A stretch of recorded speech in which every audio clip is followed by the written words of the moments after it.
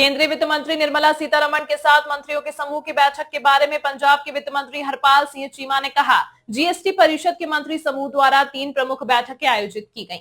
हमने 2 बैठकों में भाग लिया, एक जीवन और स्वास्थ्य बीमा पर और दूसरी क्षतिपूर्ति उपकर पर, और दर युक्तिकरण बैठक के लिए एक विशेष आमंत्रित सदस्य थे। कई साल मिलने के बावजूद सरकार और प्रधानमंत्री मोदी यह समझने में विफल रहे हैं कि जीएसटी को कैसे लागू किया जाए या यह कर वास्तव में क्या है। पंजाब को पिछले 8 वर्षों में 1,11,000 करोड़ रुपए का नुकसान हुआ है। इसमें से लगभग 60,000 करोड़ रुपए केंद्र सरकार ने क्षतिपूर्ति उपकर के रूप में दिए थे, लेकिन शेष 50,000 करोड़ रुपए का भुगतान कौन करेगा? भाजपा सरकार धीरे धीरे संघीय ढांचे को खत्म कर रही है और अप्रत्यक्ष रूप से राज्यों के अधिकारों पर हमला कर रही है, लेकिन पंजाब झुकेगा नहीं। मैं पीएम मोदी से अपील करता हूं कि वे हमारे लंबित 50,000 रुपए तुरंत जारी करें। मिलेगा आम लोगों को, जीएसटी में काफी कटौती होगी, क्या उस तरफ देखिए, 3 बड़ी मीटिंग जो ग्रुप ऑफ मिनिस्टर की थी जीएसटी काउंसिल के तहत, one is the life and health insurance पे, और दूसरी थी कंपनसेशन सेस पे, और तीसरी थी रेट रैशनलाइजेशन पे। 3 मीटिंग थी और 2 मीटिंग के हम मेंबर थे, अपना लाइफ एंड हेल्थ इंश्योरेंस पे, और दूसरा कंपनसेशन सेस पे पंजाब मेंबर था।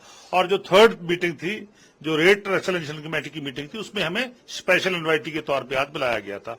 तो तीनों कमेटियों में जो उन्होंने अपनी एग्जम्पशन लेके आए हैं कि रेट को कैसे रैशनलाइजेशन किया जाए, क्योंकि आज तक भारतीय जनता पार्टी की सरकार ने पिछले 8 साल में 27 टाइम जो है वो एग्जम्पशन दी है, यानी कि जीएसटी में छोड़ दिया 27 टाइम, और 15 टाइम रिडक्शन दिया है, यानी रेट को कभी कम किया है कभी बढ़ाया है।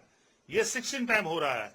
सो लगातार पिछले 8 साल से भारतीय जनता पार्टी की सरकार को, देश के प्रधानमंत्री श्री मोदी साहब को यह समझ नहीं आती कि जीएसटी को कैसे लागू करना है, ये टैक्स सिस्टम क्या है। इसने स्टेटों की जो इकोनॉमी है उसमें उसको बहुत भारी नुकसान पहुंचाया है। अब मैं देख रहा था सभी स्टेट अपने अपने स्टेट की बात कर रहे थे। जो बीजेपी ओन्ड स्टेट हैं, जो बीजेपी वाले भी स्टेट हैं, वो भी बात कर रहे थे कि हमारा भी बहुत बड़ा नुकसान हो रहा है। तो पंजाब का पिछले 8 साल में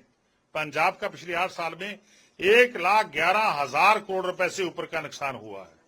तो उसमें से लगभग 60,000 करोड़ रुपया जो है सेंट्रल सरकार ने कंपनसेशन सेस के रूप में दे दिया।